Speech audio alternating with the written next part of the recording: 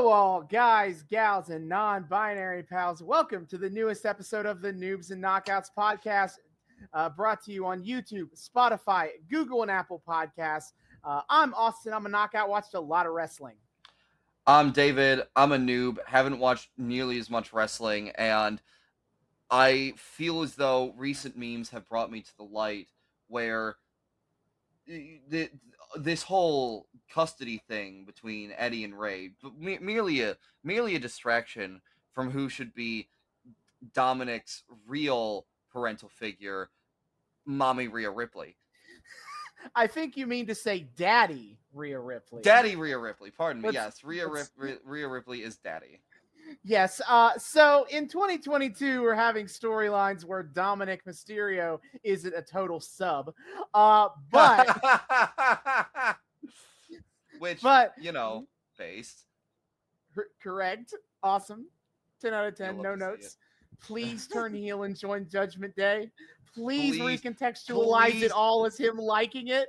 Please, I'm begging you. WWE.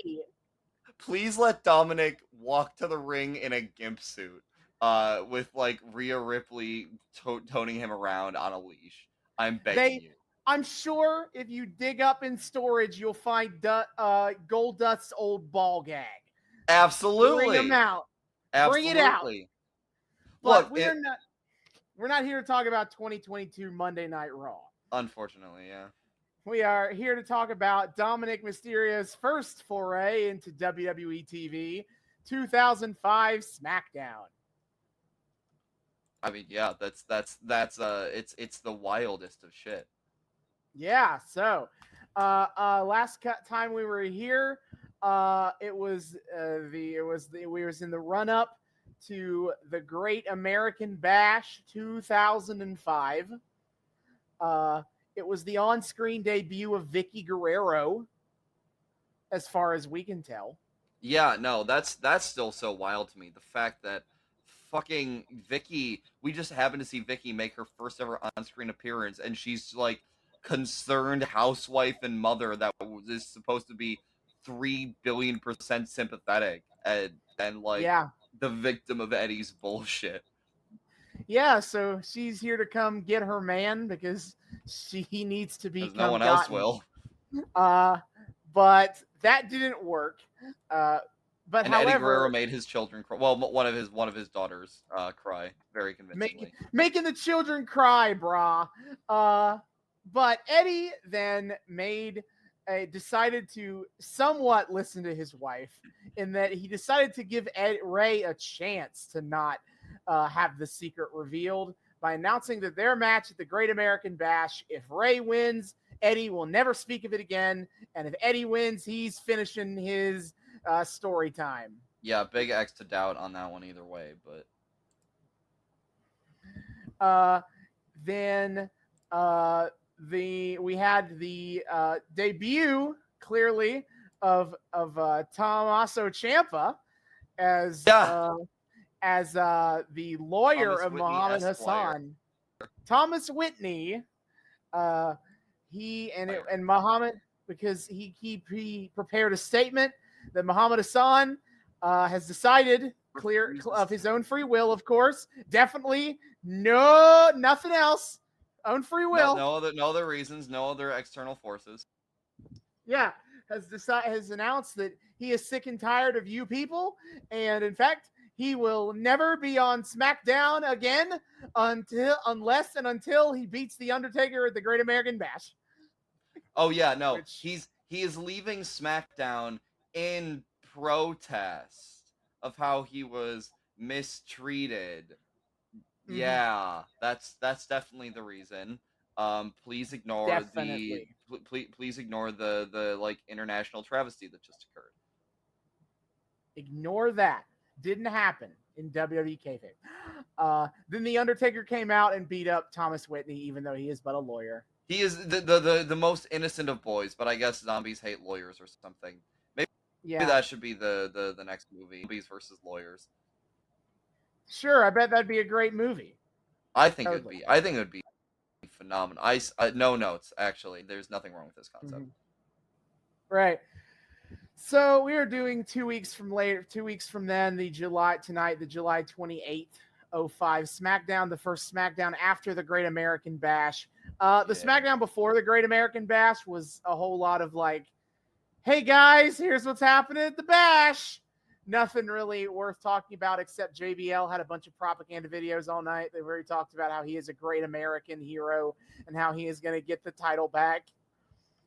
Dude, that man just he's so awful. He's so awful. And I love how his gimmick is just Murica, and yet somehow he's legitimately like respected as this wrestling god. I'm obsessed with that. Yeah. Wrestling god. Yeah. It's gonna get more ridiculous every time we say it. Yeah, so nothing happens, no real plot progression to the July 21st episode. So the Great American Bash, then I did watch this show in preparation. So yes, let's go in. I'll just go in the match order from top to bottom, but we'll leave Rey and Eddie for the last because that is the important thing. Okay, so the very first match of the show, the new Legion of Doom, Animal and Heidenreich, beat Eminem for the tag titles. Get owned, assholes. Sure. Yeah. Animal and Heidenreich are tag champions now. That's going to be interesting. Cool. Cool beans, I guess. Booker T beat Christian. It was just a solid match. Sharmell also got to slap Christian, so got a measure of revenge and all that. But Booker got the dub. Go Booker. Nice. You love to see it. The United States Championship match between Orlando Jordan and Chris Benoit.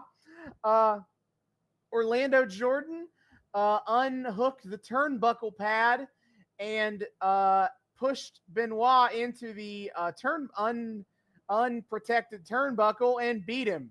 So amazing. Orlando Jordan is still the U.S. champion. Hoorah. Amazing. All right, two out of 3 results so far that I'm pretty fucking fine with. All right. Then the match to determine the number 1 contender for the World Heavyweight Championship at SummerSlam: The Undertaker versus Muhammed Hassan. Hassan came out with all of his sympathizers, is how they are phrasing this. And he came out on like a throne carried by the sympathizers. Man, okay, you know what? No, if you're gonna go out with some motherfucking style.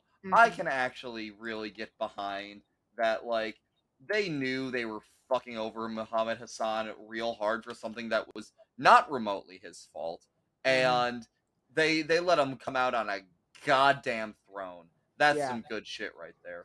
So he cuts a promo before the match, and he reiterates that he is gonna win. And then he's gonna come back to SmackDown and take the world title. He almost says, and I thought this is where he was going, but then he never brings it up again. But he almost sounds like what he's saying is the reason he did the thing to the he did the like terrorism, but in WWE PG filter to the Undertaker, is to make Undertaker feel like a victim, like he has in America. He doesn't finish that thought, but that's the where I thought he was going with it. Yes, because what is the best trope of them all is the maligned minority whom takes it too far. And so they are still the bad guy. We love a cycle of vicious marginalization for the sake of spite, and no other sociopolitical reasons attached to it whatsoever. Don't think about it too hard. Yeah, so he claims that he is going to be the world champ, the first Arab he's going to be the first Arab WWE champion, which is very funny when again he is played by an Italian man. Italian American. There is so much to unpack her. Which I mean, I think canonically, I'm supposed to think Yokozuna is the first Japanese world champion. Really? Yes, which for those of you who don't know, Yokozuna was Samoan, part of the Anoa'i Samoan wrestling family. Yes. But in the early 90s, he played a character where he was a sumo wrestler from Japan called Yokozuna, which I guess he was just going by his title the whole time, but everyone just acted like that was his real name. Yeah, sure. Okie dokie. And then he was with Mr. Fuji, and he was the champion for a long time, and then he stopped being pushed because he actually got too fat to the point where it was incredibly dangerous, and everybody was like, yeah, we really need you to lose weight, and he didn't, and then he died in 1996 or something. Oh no. Oh dear. Wait, no, that took a very sad turn. No, wait. No. Yeah, sorry. No, he died in 2000, but yeah, he was he got extremely overweight to the point where he was a liability to WWE, and then he just died. Oh no. Well, rip in peace, Yokozuna. Sorry about all that disrespect. Yeah. Also, obviously, funny enough, not only is he not Japanese, but he had never actually competed in sumo before. He was just a big fat man, and I guess he could vaguely look Japanese, so they were like, yeah, it's what you're gonna do. Yeah, man. Hey, man, ain't nothing better than just painting broad stereotypes in wrestling, all right? He's a fat man with a vaguely Asian look. Sumo wrestler. Done. What? Why are you still here? Why are you still asking questions? Get the fuck out of here. Questions. Writing wrestling characters is so easy. Why are you still thinking about it? Yeah, I know. We got a whole fucking unfrozen Nazi here on the back burner just waiting to be let out. Obviously, we're filled with nothing but great ideas. Yeah. Anyway, back to Hassan. Sorry to get distracted talking about other wrestlers with fake ethnicity. Nah, we love distractions on this show. Please, always more. So I also, at one point, Hassan actually called Undertaker an infidel. I was like, what? All right. Wait, we actually went there? Yeah, he called him an infidel. Holy shit. And then the Undertaker and Hassan had more of a match than I thought they had. But Undertaker still wins and then beats up all the sympathizers. And then he beats up Hassan and power bombs him through the stage, and Hassan will never be seen again. So they actually had somewhat of a match? Yeah, it was 8 minutes long. They actually had kind of a real match, more than I thought they were going to have. Yeah, because the way you told it earlier was Undertaker buries him in about 5 seconds. Well, that's how I thought it happened. Yeah. It's how people mostly talk about it. So I kind of just thought that's how it happened. But no, they had basically had a real match. But I mean, he still literally put him through the stage and killed him off and forever. Shit. That's kind of funny. But I will say I am surprised at the kind of dignity they let him go out with. Because again, yeah, man, really need to highlight that Muhammed Hassan clearly had talent. Mm-hmm. I was legitimately impressed, both with his promo skills and with his in-ring work. And if he was given fucking anything else to do, he could have been a pretty respectable worker for the company. and the character, the way he is portrayed on the Great American Bash doesn't read like a guy who they're about to never talk about again. Yeah, they give him his big entrance and a promo, and he gets to actually wrestle the Undertaker. It doesn't feel like a character that they're just gonna forever never talk. They're just gonna unwrite from history. And so I was kind of surprised by that. Pleasantly surprised. Man, I hope they gave him a good severance package, not only a good off-screen farewell or on-screen farewell, but they're this isn't your fault, but we still have to make you take the fall for it. So here's just a couple million to keep you on your feet or some shit. Sure, I highly doubt they did that, but it's a nice thought to have. Yeah, yes. The Mexicools defeated the BWO in a 6-man tag match. No. Then is the Rey and Eddie match, but we're cycling back to that at the end. Melina and Tori Wilson in a bra and panties match. I was confused because they used real wrestling psychology for a minute here, where Tori Wilson was doing wrestling moves that would make it easier for her to take off Melina's clothes. And I was like, what is happening? This is bullshit. No. So what I'm hearing is whoever put together that match is the type of person who watches porn for the plot. That's what I'm hearing here. Probably. The match goes almost 4 minutes, which is about the length of time this happens. Incredibly, Melina won the match. I have spent like 2 episodes of this podcast kind of sarcastically remarking on the fact, lampshading the fact of how this is going to go. Obviously, Tori Wilson's going to win, and then she's going to voluntarily take her clothes off anyway at the end. Absolutely. But no, Melina won.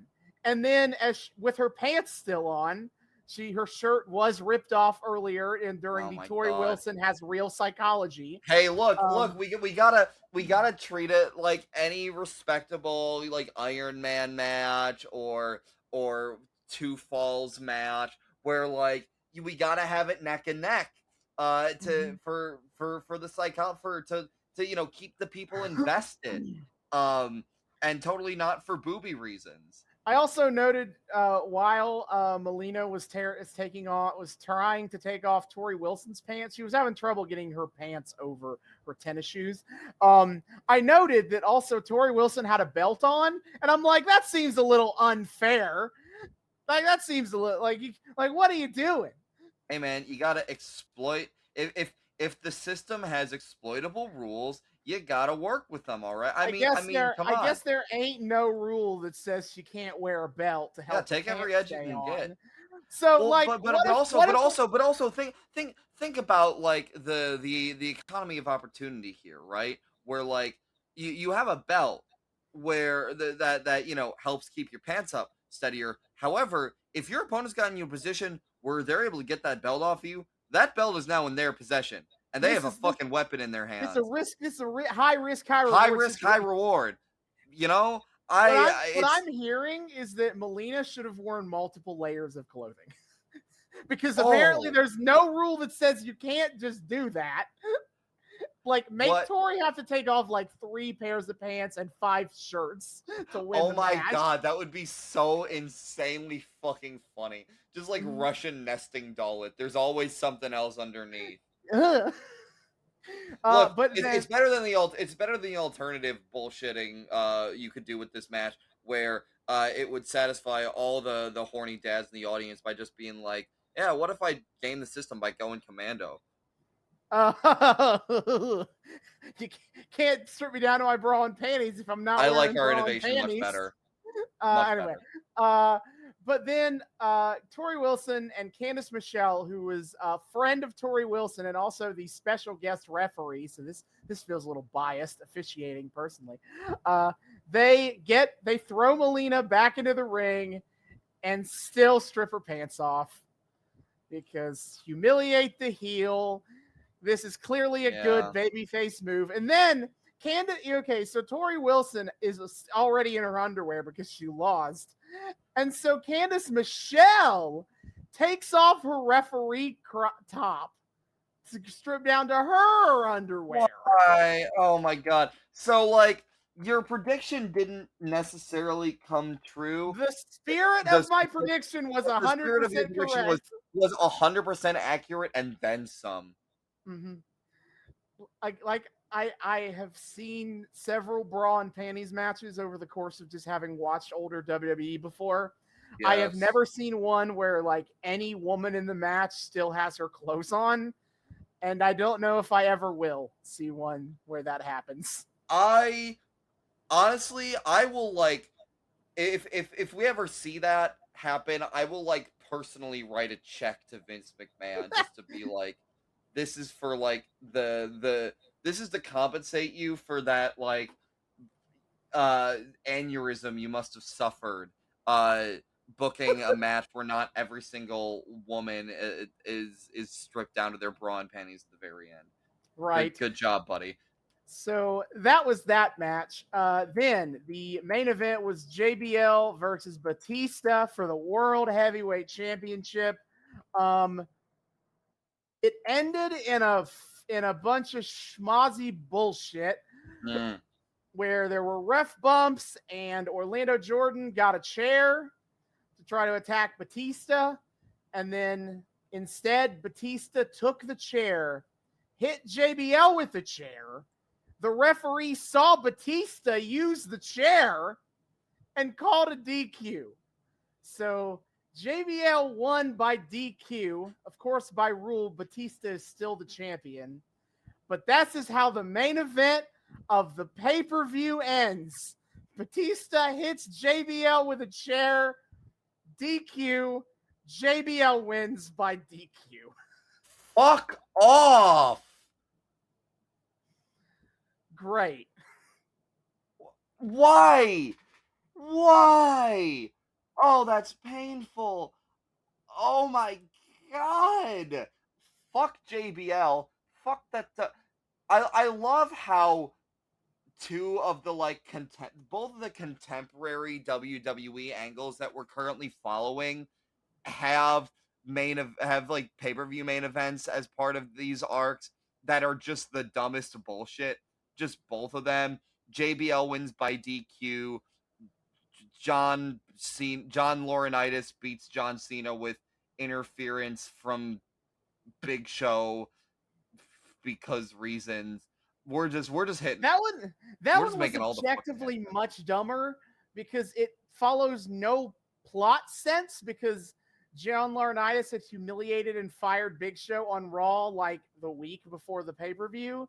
Yeah. And then also they fuck up later because the rule was that Laurinaitis was not allowed. They have a plot hole, which is pretty rare for me to call out on. I am kind of very conservative in my use of the word plot hole. It's got to be something that literally doesn't make sense.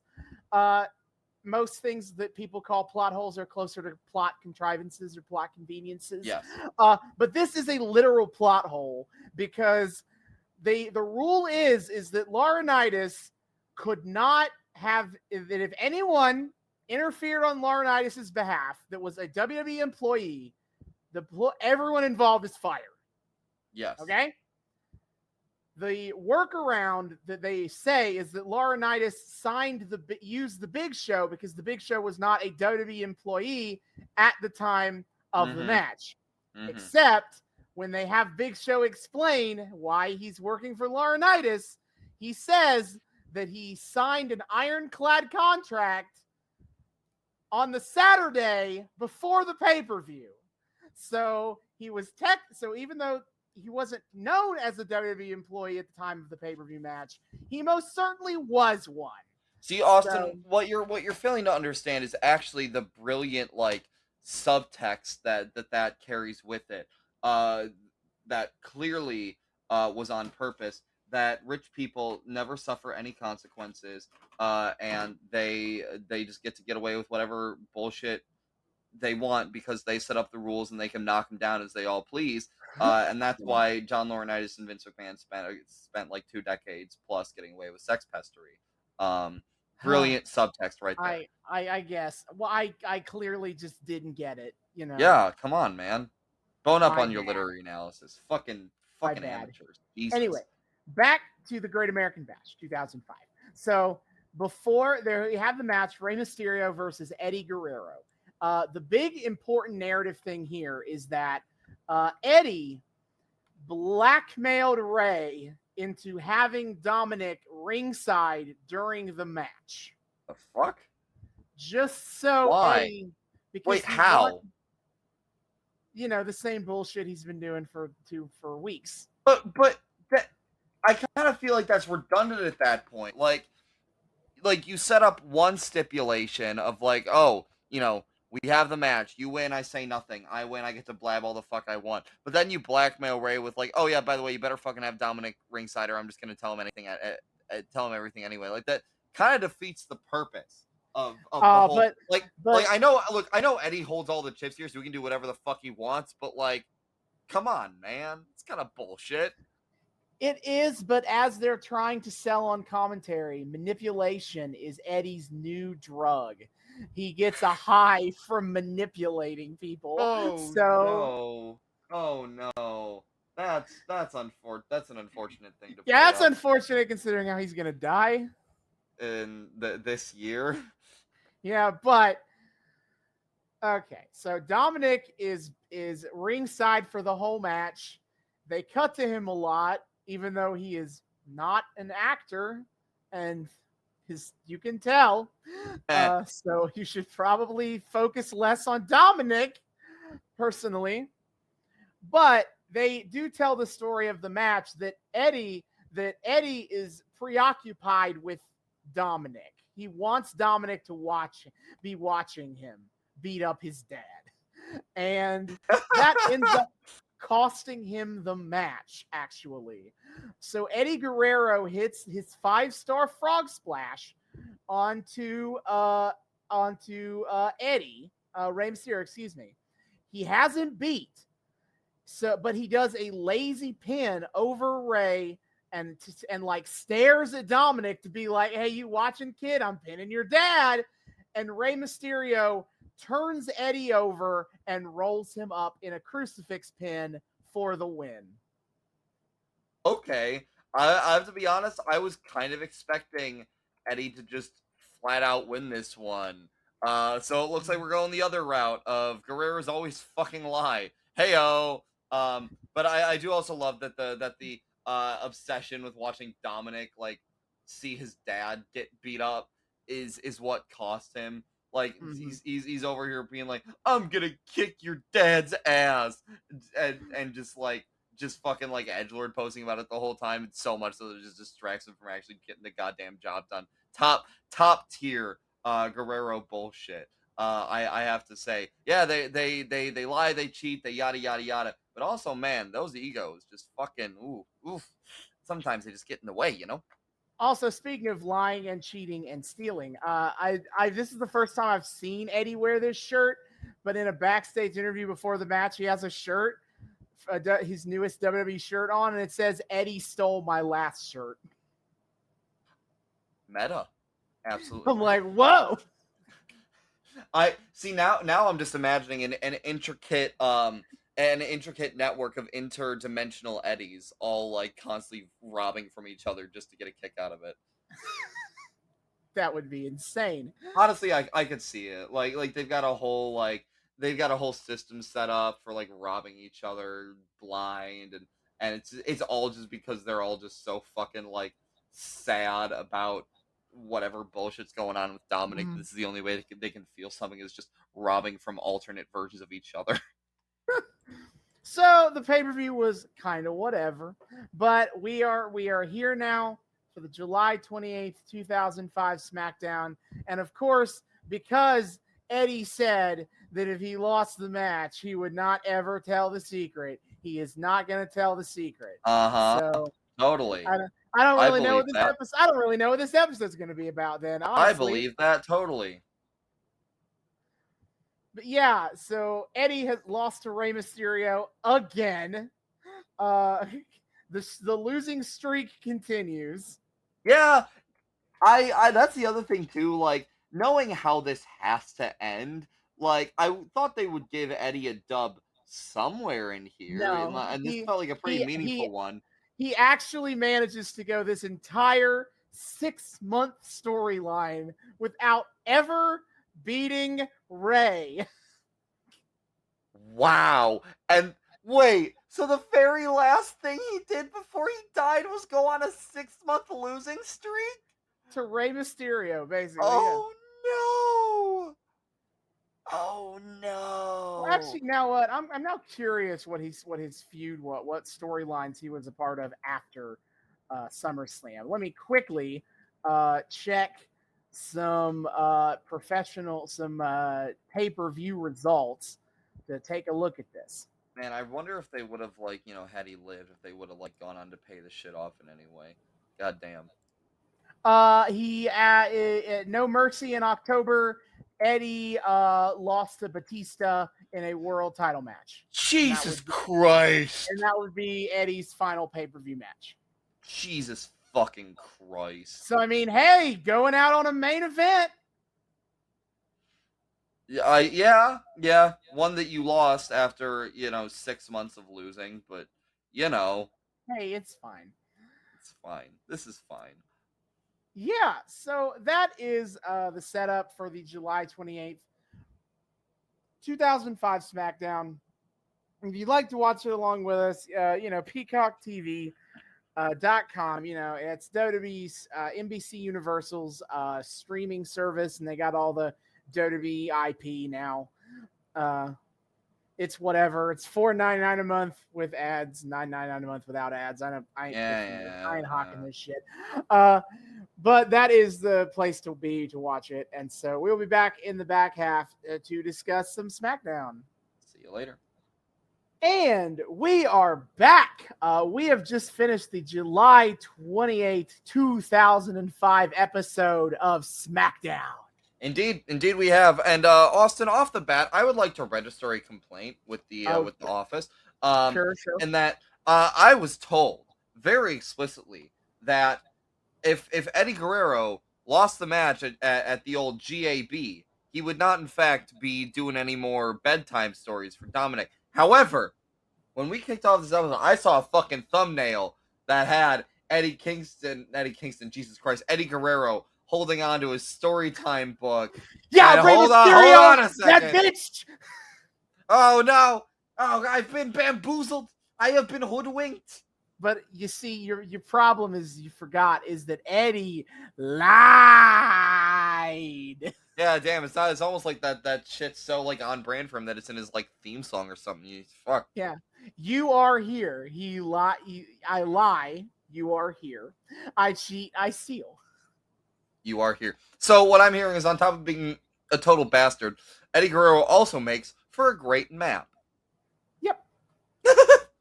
All right. Yes. So this episode was the reveal of the secret. Yeah. And honestly, admittedly, we've been openly talking about what it is for the first two times we're here. But what a moment it was to see it actually play out. I do wonder what it would have been like going in completely blind to that. Because it definitely would have added to the effect. Although I have to say, I was almost surprised that tonight was the night we actually got the secret. I wouldn't be surprised if they just kept dragging that shit out until the very last second, because they loved dragging this shit out. Mm-hmm. Yeah, I can only imagine what people thought of at the time. I would love to know. Because again, some basic thought into it said people were not crazy about it. Really? But they thought it was dumb bullshit, and I guess it kind of is. But yes, I love it. It's dumb. It's dumb bullshit, but it's like so insane that it circles back around to being fucking great. That is a lot of 2005 SmackDown for me. We're gonna. So I've noticed, but like, I really thought I was out of gimmicks from this era that I didn't realize were from this era. Nope. I really thought I was done. Along. But no. You buffoon. You absolute buffoon. When will you learn that you will never be out of 2005 gimmicks to be like blindsided by? Yeah, I clearly am stupid. But okay. So we start with Teddy Long in the ring, and he thanked everybody who watched the Great American Bash on Sunday. Yeah. And he's like, if you didn't see it, well, you missed a heck of a show. And I'm like, I did watch it. I don't know if I'd go that far. But he does decide to start recapping some of the show for the audience at home. He brings up that there are new tag team champions, and boy, we're going to get to that. And he mentions that Taker won the match to become the #1 contender. And so Teddy Long is about to announce the SmackDown main event for SummerSlam, and out comes JBL. Yeah, and JBL's like, that's not going to work for me, brother. Yeah, just a big loser. Hey, true. Has true. arrived to assert how he beat Batista, and which I guess he did technically. Yeah. He shit talks Rochester for being some podunk part of New York. Yeah. He's like, I'm from the city, which I'm like, isn't that it? I feel, maybe that's why he's like a heel as a conservative, is because he's not like a, simple good old boy farmer who like is totally down to earth TM. But he's from the city, and that's what really makes him evil. Now, to be fair, he is from a Texan city. He's not one of those coastal elites. He's literally not from the coasts. He is instead a Texan elite. So much better. Yeah, very different. Very, very much better. But he says he beat Batista, and the only reason he isn't champion is because Batista got himself DQ'd on purpose, which is a questionable framing of how that happened. Hell of a heel logic moment. But hell of a spin, but heel's gonna heel. But JBL, politician get a politician, baby. Very true. But JBL is explaining that no, he is telling Teddy Long that he has the right to the SummerSlam title shot. And Teddy Long is like, well, that's great, JBL. And, maybe you'll have another shot another day, but not at SummerSlam because Undertaker won the match. He's number one contender. And JBL out here bringing contracts into it. Boy, we get a couple of mentions of contractual obligations on this episode. Everything is contracts, Austin. Wrestling isn't about wrestling. It's about fucking contracts. That's the part everybody likes is contracts. Absolutely. But JBL alleges that, contractually speaking, that in the insanely rare scenario whereby JBL could win the match but not beat Batista for the title, that JBL is guaranteed the next shot at Batista's title. One-on-one, he is quick to point out none of this like triple threat, six-pack challengey bullshit. Yeah. He don't want no commie mass matches. Nah. Mm-hmm. We're going strictly for the one-on-one shit, baby. Yeah, so he threatens to sue Teddy Long for breach of contract if Teddy does not comply with his demands. To which Teddy Long's response was, "This is not a court of law." Very relevant to where another seriously goes. "This is Smackdown, and this is my show." So the best Teddy Long will give give JBL is tonight in the main event. He will go one-on-one with the Undertaker. He said the line. Absolutely. And that will be the new number one contenders match. Yeah, baby. Showdown of the Hat Men. The men with the big old hats. Some hatty cowboy Texans. JBL and the Undertaker. Absolutely. There's like an alternate universe where like Undertaker had like a fucking cowboy gimmick and JBL showed up to be his like long lost brother. I am a wrestling god. Absolutely. And fun fact, either way, Undertaker and his kayfabe brother would go on to be really fucking annoying libertarians. Hey-o! Oof. In both realities. Fun fact. Yeah, and then after that we have a Subway, freshly toasted recap of the Bra and Panties match from the pay-per-view, which also in a small box in the corner they play an actual Subway commercial, which of course has Jared in it. So we got a while Subway the Bra and Panties recap is playing. In the bigger screen they have the Bra and Panties highlights, and in the smaller screen they have Jared from Subway. Absolutely cursed moment in all ways. While filming that commercial, Jared got visibly aroused under the sense that somewhere his visage from this commercial would be staring at Tori Wilson getting undressed by Melina. The thing is, though, if I'm remembering Jared right, I think Tori might be a little too old for him. Yeah, well, you know what? Sometimes he's got to take what he can get, okay? Whew. Oh boy. So anyway, let's move on to a match with no problematic figures in it at all. Chris Benoit! Orlando Jordan, Christian and Orlando Jordan versus Booker T and Chris Benoit. If I had a nickel for every time we moved on to less controversial things, Chris Benoit in this arc, I'd have 2 nickels. I got a bit, and we're doing it. So, absolutely. No, I appreciate the commitment to the bit. Maybe they should stop putting Chris Benoit on after problematic stuff. Damn. They had no idea just how the aging on that. Just what a fine wine that one would turn out to be. Oh, tasty. Yeah. So Christian's out first, and what the fuck is that get up?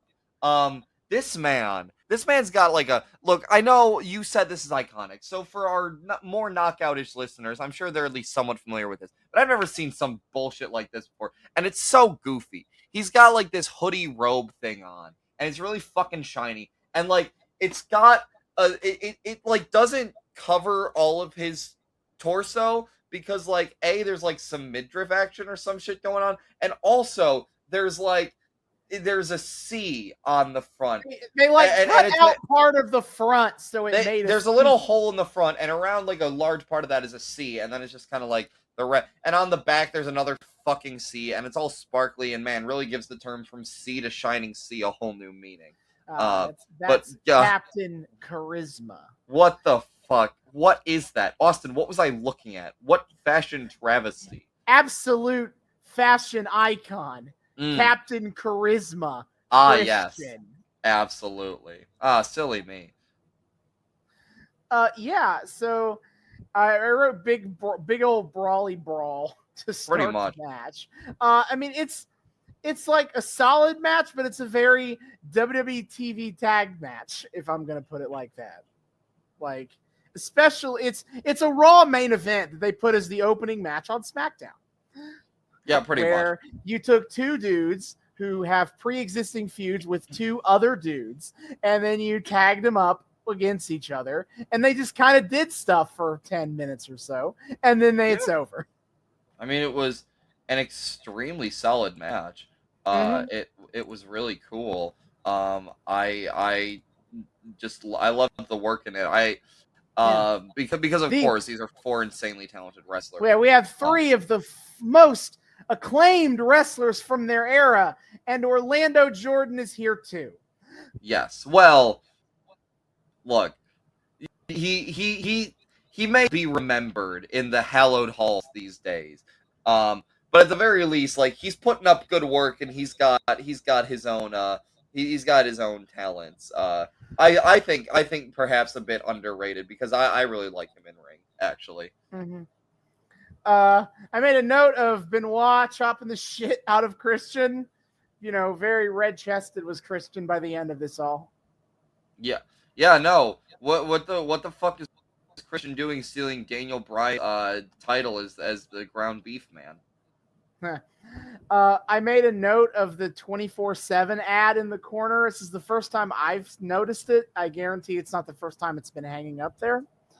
WWE 24/7 was a premium subscription channel service from 2004 to 2014, where basically you paid a monthly addition to your cable bill like any other premium channel, and they would have rotating footage, classic archival footage, vintage pay-per-views, old airing of TV shows. They even added some original content as well. And obviously it's the prototype, it's the precursor to the WWE Network. They would get rid of 24/7 when they would make it a streaming service and call it the WWE Network. And now that's fucking dead too. Yeah. You'll love to see it. It's kind of fascinating. It shows that like WWE's been like thinking about that kind of like how to like we own all the tapes now. Well, most of them, but whatever. We own most of the tapes now. What should we do with that? And they're like, what if we gave some way for fans to be able to watch it? What if watch we all that found a shit. way to make more fucking money off of it? Yeah, and the 24/7 channel, the only real difference between that and the network is you couldn't like just watch anything whenever you wanted. Yeah. Just kind of at the mercy of the RNG. Yeah, and I think like WWE honestly kind of lucked out in the network because they wanted to kind of transition that out into the network, and they kind of wanted the network to be a channel too, but they couldn't get it off the ground. But they were trying as early as like 2011, 2012. Like, even when I was getting into wrestling for the first time, there was rumblings about like the WWE network, and then it kind of flopped in finding someone to get into it until eventually it became like more profitable to just be a streaming service, which most people I think kind of agree was the better decision anyway. Yeah, no, I mean that was definitely the stronger call. I still don't totally understand why they killed it outside of like because NBC dumped $1 billion for it. Because NBC wants content, and they're like, okay, this is acceptable. Yeah, I guess. It's a situation of like also that the network itself stagnated. Like this is not relevant to this arc, so I don't want to go too deep into it. But like they had like these huge projections for how many subscribers they were looking for on the network. Like to them, 2 million when they first announced it, like 2 million was like the floor. They were hoping to get like upwards of 3 million subscribers or something like that. But guys, they got like 1.5 million to start, and honestly, the network never got that much bigger than that. Like, I think 1.7 million, I think was kind of like the peak. Like, the network was a situation where like, now obviously people jump in and come off at different times, but essentially everyone who wanted the WWE network got it immediately. And that was it. No more. Yikes. No. Yeah, so I get why they were like, fuck this. We're just going to let Peacock have it all. Deal with our library, fine. But not to ramble on. What sucks, though, is because now, like, the WWE Network had incentive to, like, actually add more of the old tape library that isn't on there. Because what else is going to appeal to wrestling fans than old wrestling shit? It was never a high priority because it never did that good of numbers, but like it was a thing worth looking into, you know? Yeah, no. But now on Peacock, there's no incentive for them to add any additional classic vintage content. It's just new content now. Yeah, that's pretty much all they add to Peacock. Bullshit. Yeah, that sucks. Ugh, fuck Peacock. Anyway, yeah. Well, either way, cool to see like the thing that would eventually like metastasize into WWE's presence on Peacock, like have a presence in this like arc here in a very like weird little Easter eggy way. Yeah. So it's solid enough tag match. The kind of the first half of the match before their first big commercial break is a lot of beating down on Chris Benoit by the heels, leading to a hot tag by Booker T. Mm-hmm. And Booker T hits the bookend on Christian, which is the rock bottom, but it's called the bookend. Yeah, absolutely. But Orlando Jordan grabs the Christian's leg, gets it on the ropes. So that kick out there. Later into the back half of the match, it kind of flips, and it's a lot of like building to a Chris Benoit hot tag. But I made a note of Booker T hits the Spinaroonie, and I don't know if we've managed to see that. Yeah, I don't. I feel like maybe we have once before. It just feels like we haven't seen it very often. It's one of the more iconic things Booker T does, and we I didn't know Booker T could like fucking breakdance at all. Jesus. Yeah, he does. He like does the thing, and then he spins around on his head breakdance style, and it's the Spinaroonie. Well, okay, he tried to hit it, but then Orlando Jordan interrupted him. Yeah, he got back up, and then Orlando Jordan hits him with a clothesline. Fuck you. Yeah, no. Oh my god. Then I made a note that Christian had Booker T in like a sleeper hold that is definitely leaning on being a blatant chokehold. And they're talking about that on commentary, and Taz just openly talks about how, yeah, I think Christian's the legal chokehold. He's cheating right now. It's fine. And he's like, it's fine. When Cole tries to call him out on like, you're just admitting Christian's cheating right now. And Taz's like, yeah, well, you gotta do what you gotta do to win. Yeah. Wait, okay, I'm so fucking confused because it feels like they're like, isn't Taz the face commentator here? No. Oh. I mean, I thought Michael Cole was like I don't know, both their moral compasses seem to like flip-flop back and forth a little bit because like, I don't fucking know. Cole's a straightforward announcer. Taz is not as heelish as like Jerry Lawler and Bobby Heenan, but he leans heel more than a face commentator would. Okay. But he's not as obnoxious about it as like Heenan, Jesse Ventura, Jerry Lawler. Yeah. So yeah, he's very happy for. Yeah, so he's very much like, yeah, it's fine. You gotta do what you gotta do to win. It's cool. Cheating is fine. I made a note of at one point, Orlando Jordan illegally jumped into the ring to attack Booker T, and Nick Patrick was chastising him for it. And Michael Cole on commentary says, well, Nick Patrick is saying he didn't see a tag. And Taz retorts, well, there wasn't one. That's why he didn't see it. Ha! That was good. I didn't catch that shit. No.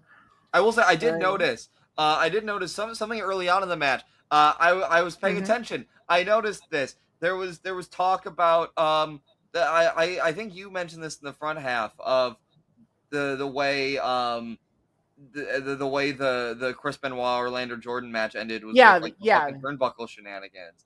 And Orlando Jordan tried to do turnbuckle pad shenanigans part 2, but Booker said no. You will not do this again. You will not succeed a second time. Yeah, the continuity. Hey-o. Weird. There was this really cool move where Christian tried to jump off the top rope and Booker T interrupted him with an axe kick. With a spinning heel kick, mid-air. I was like, damn, that's pretty sick. Oh, shit. Yeah, I mean, again, work is insane here. Sure. Then Benoit, as we come down to the end of this match, Benoit gets in the ring for the hot tag. He hits all the German suplexes onto Orlando and Christian. Then I was like, then the flying headbutt. Yikes. Because it has been well documented that, with Chris Benoit's brain makeup at the time of his death, all those times where he did a flying headbutt feel really awkward. Man, he just keeps getting one headbutt closer to Murder Town. Oof. Yep. I feel with it. Then an interesting little twisty twist here is Benoit gets Orlando Jordan in the crossface, and Christian is in the ring and in a position to stop Benoit, and he decides to leave instead and just let Orlando take the L. Yeah, pretty much. So what an asshole! Yeah, what an asshole! I don't think this Christian guy is very nice. I wonder if this is like indicative at all of a trend of like this Christian guy using like younger rising talents for his own gain and then discarding them the moment they become inconvenient for him. Right. So yes, the good guys get the win. Yeah. Happy moment, a happy like alliance moment in the ring between Booker and Benoit. Yuck.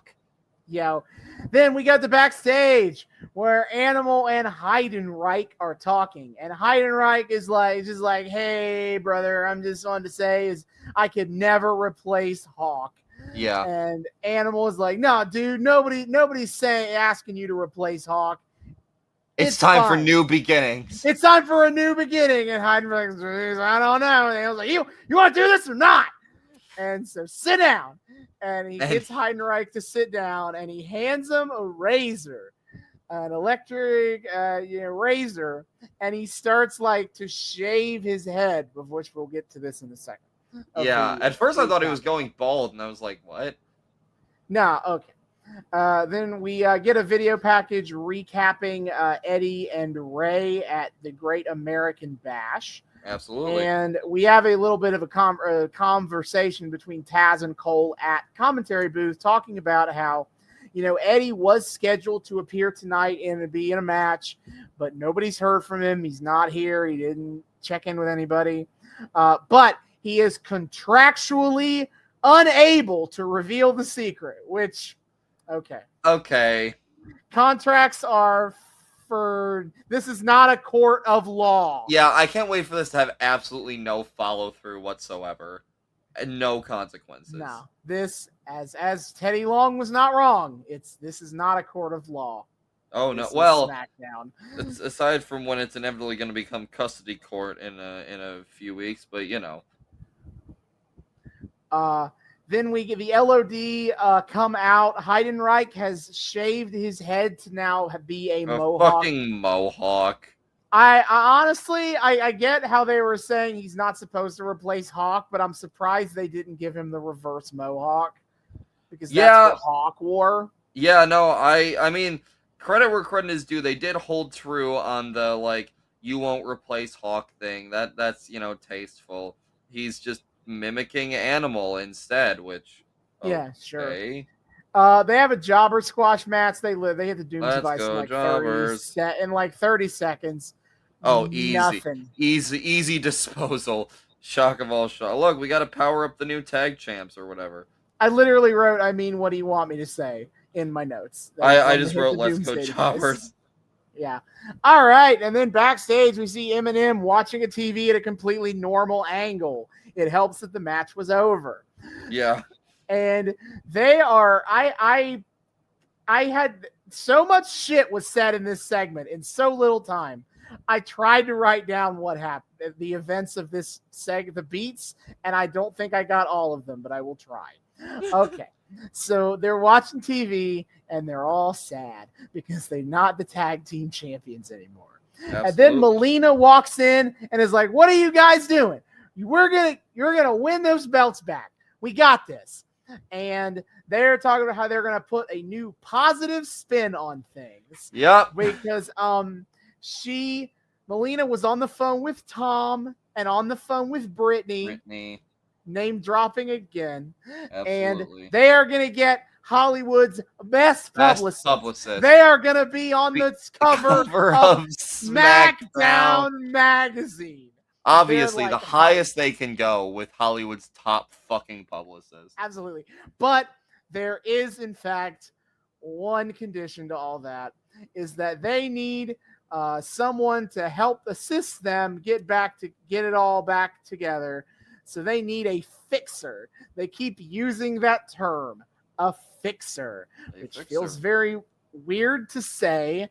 I am curious if theirs is an actual word. Okay, a person who makes arrangements for other people, especially of an illicit or devious kind. Okay, fair enough, I suppose. Okay, sure. She's gonna get us into a whole new business venture. Something escorting. I don't know. I've never escorted people anywhere before, but it could be worth it. I wish they had that joke in there of them talking about escorting people, and they're like, I don't know what that means. If they're setting up illicit dealings through this fixer, well, yeah. So I'm just used to the term as used in mob terminology, which is which is another word for someone who kills people for the mob. That's how they fix problems. It's illicit in its own right. I feel like it is. But they have their fixer, and Melissa is talking her up, sort of, because the guys are like, "Is it a girl? Is she hot?" And she's like, "Well, yes, but she has this thing." And very fucking magic mirror talking to Lord Farquaad and Shrek of like, yes, but after sunset, silence! Silence! And we had this thing. And again, what another gimmick Yeah, that I Austin. know of and didn't realize it was here. I Because literally have in my notes, meet Jillian and Austin is freaking out. Oh no. Because as soon as she was like, she's got this thing, I was like, oh no. Oh no. I know where this is going. The fixer is Jillian Hall. And okay, in a weird thing that I guess I should give them some credit for cinematography, they correctly block this to have the reveal of what the thing is. Yeah, no. She has a whole bit where she is filmed in what's the word for that? Profile. She is filmed in profile. She walks into the room, and I wrote Jillian said stuff, but I was too busy typing notes to catch any of it. I think Eminem is banned from ringside, but she got Melina her match with Tori. She got Melina her match with Tori, and Tori's still gonna have like someone ringside. She's like, Melina, I'm gonna be ringside for you. Two powerful women, something, rah feminism, because that's totally what SmackDown's about. I was too busy writing the lengthy all the shit Melina said for me to have properly caught what Jillian said. Yes. But she then turns to the camera and we get the reveal of Jillian Hall has a giant fucking wart mole thing demon spawn on her face. Yes. And that is the whole bit with her, is that she is attractive except for the mole thing. Okay, this fucking thing. I want to know who they had to have gotten this dumb shit from like a Halloween store, right? Because this prosthetic was fucking awful. It is. It's so bad. I'll give him this. It looks sufficiently gross. It does, but also like the closer up they shoot it, the more obvious it is that it's something that like just that actually has been born of her face. It looks it looks plastic as fuck. Yeah, it looks like they just like put some fucking like tape on it and just smacked it on the side of her face. Like, yeah, that's good.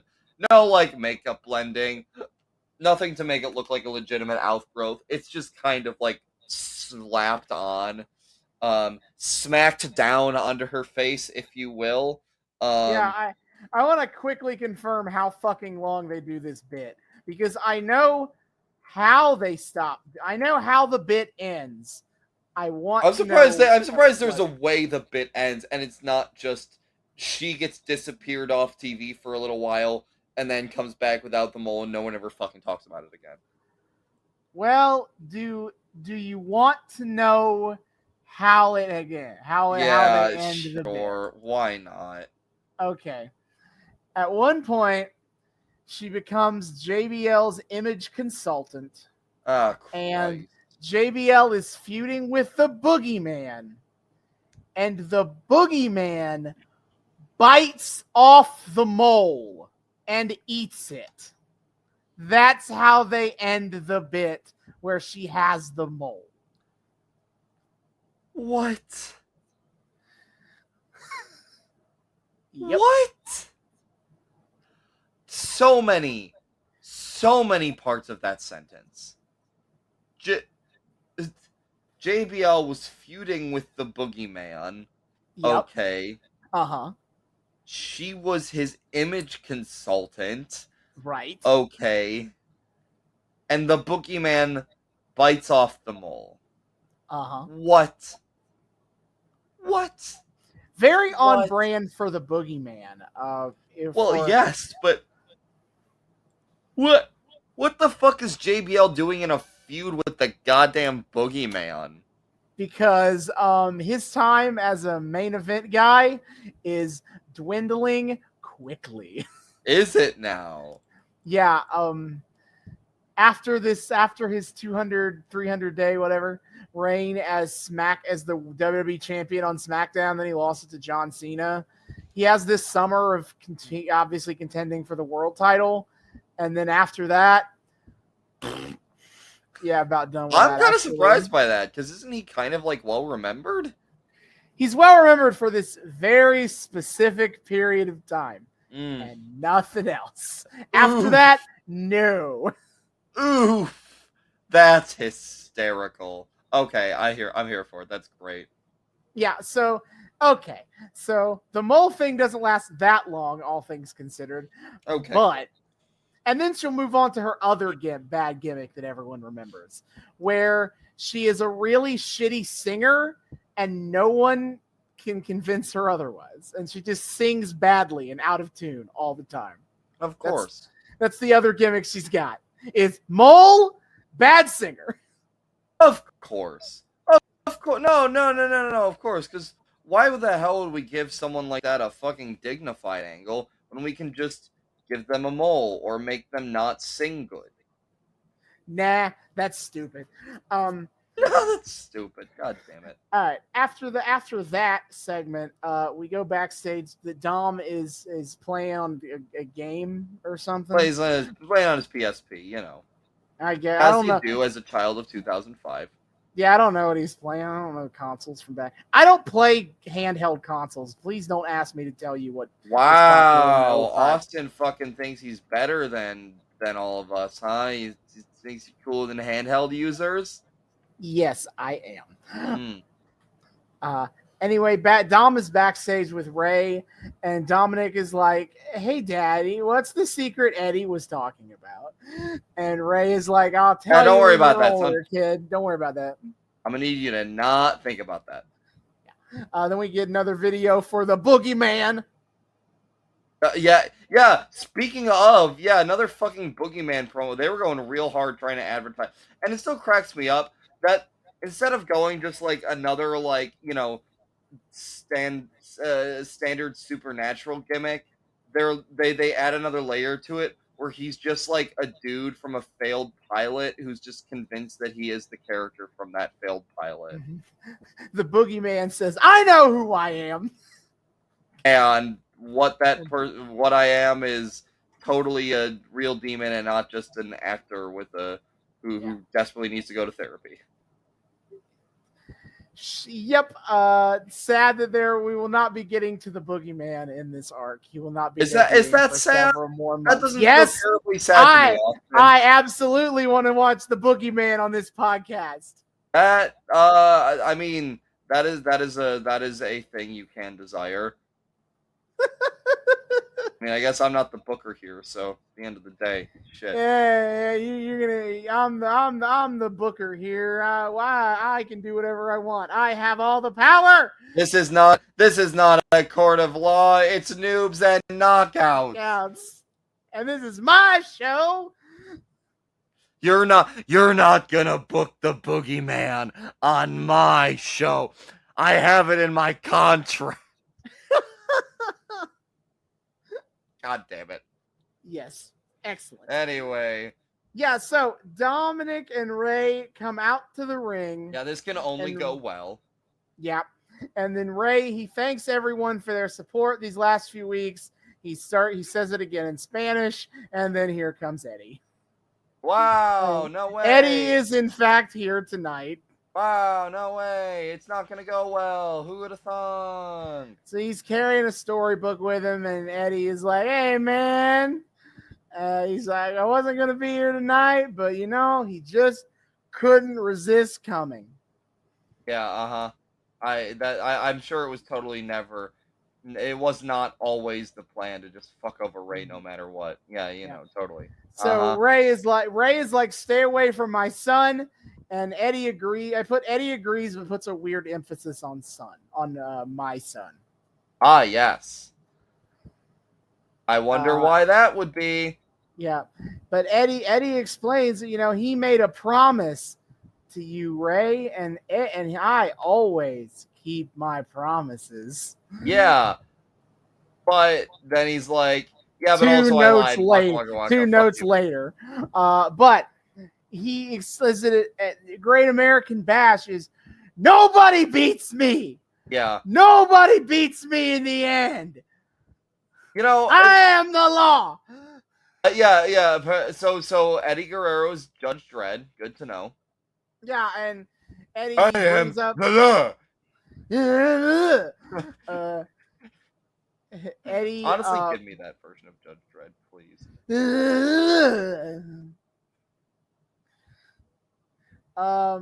But Eddie brings up again the promise that if he lost, he wouldn't forgive the secret. But guess what, Rey? I lied. And yeah, he's very proud of the fact that, which, like, again, he said, I love how he's like, yeah, I always keep my promise, except fuck you, I lied. No, 5 seconds later. 5 seconds later. Well, because, like, he goes through, like, stages of grief here or something, where he's like, yeah, I always keep my promises. And then he's like, I win. I always win in the end. You didn't beat me at Great American Bash because I always win. He was doing the I win at life bullshit again, but, like, instead of justifying his reneging on his promise with that, he just then goes into I lied, which, like, pick a fucking motivation here, dude. Jesus. Trying to follow the character here. It's incredibly it's like he did the 5 stages of grief, but in reverse. Yeah. He starts with acceptance and then he jumps back to denial. Yeah. And then what would it be, bargaining? Maybe, yeah. I think that's what it is. I think bargaining, him being like nobody beats me, is bargaining, and then denial is I lied. So yeah. He kind of goes in backwards order of the 5 stages of grief. I see. Okay, cool. I was worried for a minute, Austin, that Eddie Guerrero was not a perfectly fleshed out, 3-dimensional, Oscar-worthy character who could be analyzed in academic papers for years to come. I'm so happy to have the air cleared on this. Thank you. Eddie says that he feels like telling a little bedtime story. Eddie's bedtime story. Oh my God. Rey yells at him to, like, stop, because Eddie starts doing his story bullshit again. And Rey yells at him to stop, and then he goes to the ramp to confront Eddie, which props to Rey. I'm used to babyfaces just kind of, like, standing there like that. Yeah, I thought he was gonna just impotently stand there, and I would have to, like, as if there is an invisible wall. I was prepared to make invisible wall jokes, but then he actually goes to go confront Eddie about it. Oh man, this is why fucking Rey Mysterio is one of my favorites. He gets the job done. Okay, Rey doesn't just sit there and take it. He's a proactive. He is a strong, independent Rey Mysterio, and he don't need no Eddie. Yeah, but then Eddie, he sees this coming, and he just quickly yells out, "Dominik, Rey is not your father," and that is what gets Rey to pause, and he's like, "Oh shit!" And just Rey freezes, and the crowd fucking loses it. Mm-hmm. And Eddie explains that the truth is, I'm your father, Dominik. Yeah. I'm your papi. And Rey gets back in a ring and is like, "No, Dominik." Yeah, he's trying to comfort Dom, and then Dominik goes, "Is it true, Dad? Is it really true?" Oh my God! Of course, you had to go with the most fucking stock line for any child. Listen, this kid. We gotta do something the kid can remember to do. All right.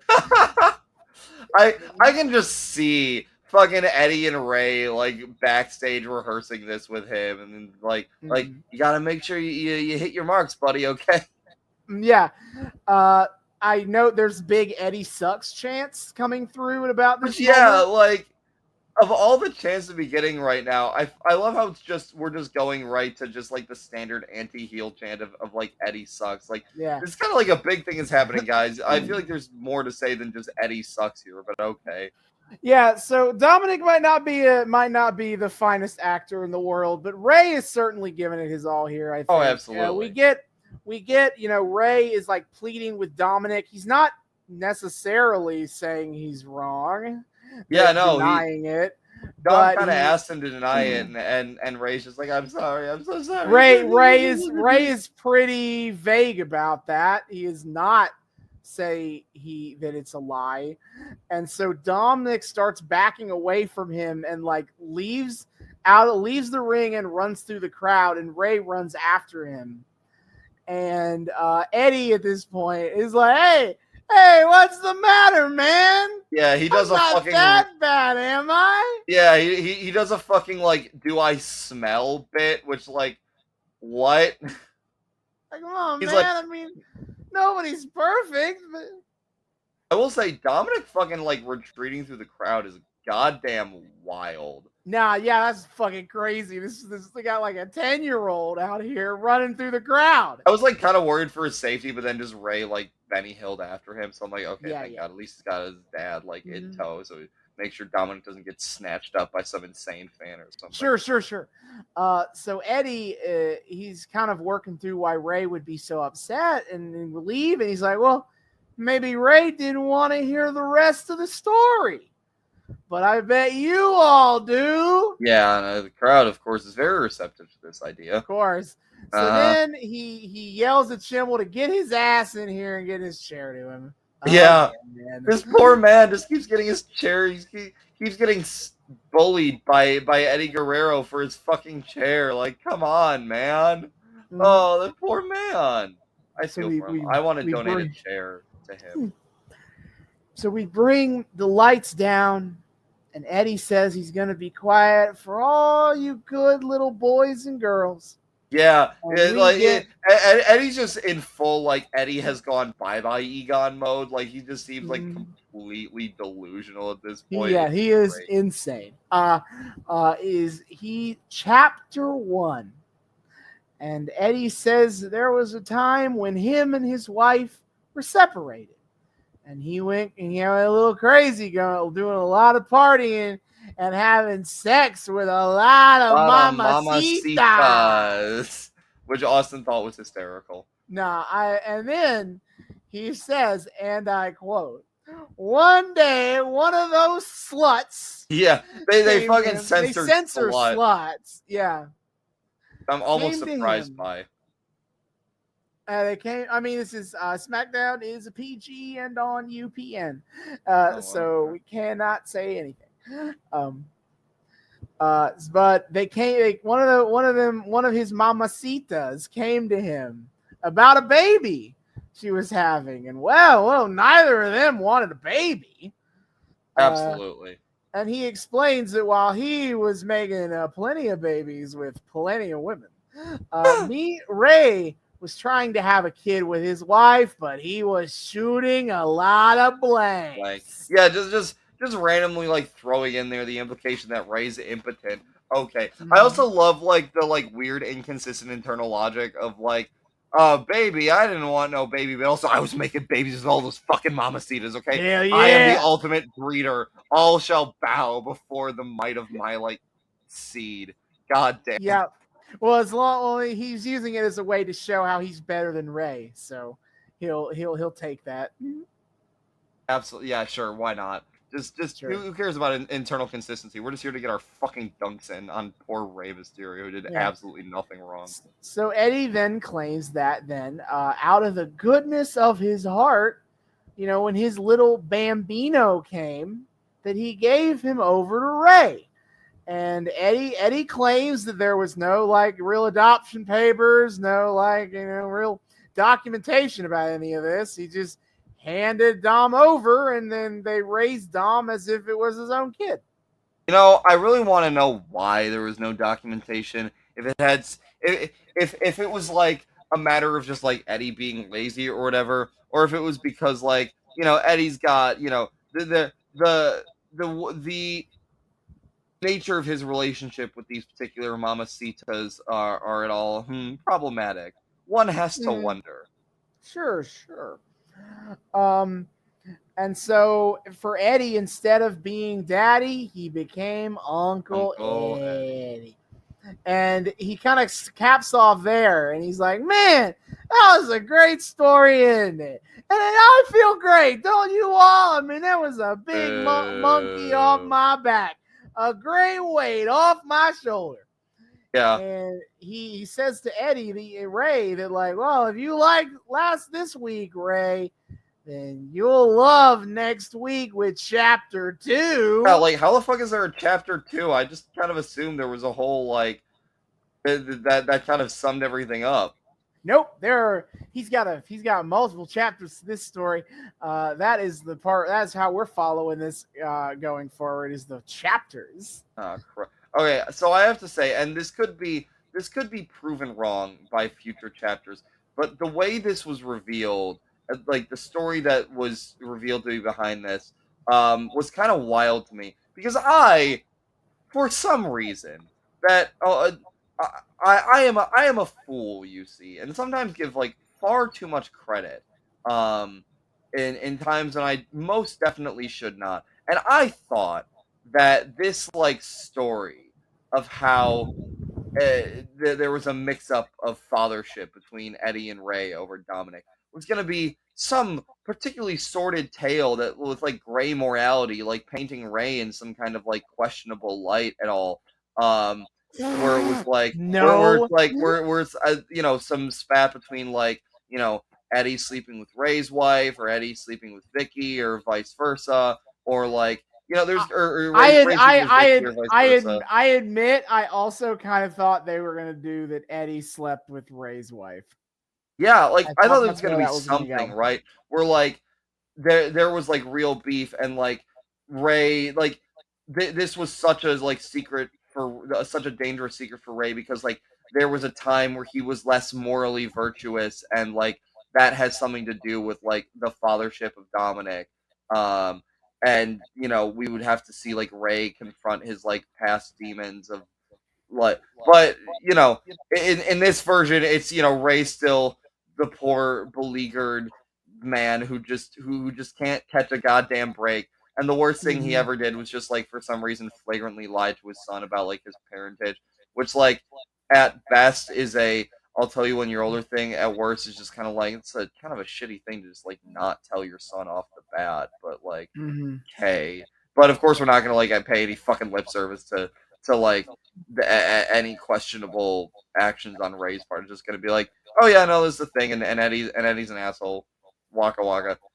Yeah, I feel like that's honestly like I guess this is the story of here is like I think that's probably why they threw in like the adoption paper bit, is to kind of like make it feel more like weirdly sordid, and also so that that Eddie has more of a justifiable case when this inevitably becomes, because this is obviously a I want the kid back story, or else why else would he really bring it up? But like that man, also fuck Eddie, like he didn't want the kid until like I don't know, until he became so jealous and bitter over Rey Mysterio being a better wrestler than him that he's like, fuck you, I'm gonna take your kid because I'm your kid's real dad. And that's all he gives a shit about. And you know, potentially like raising Dominik to be some kind of like wrestling protege, if like how he was treating him out on that fucking like playground was any indicator. But like either way, the petty bullshit of like I love how Eddie's just like, yeah, you know, completely proportional response to like bring our history of me like giving you a kid because you're impotent, which again, why the fuck are we including the tidbit that Rey's just impotent? Like, goddamn, be nice to this poor man. What the fuck?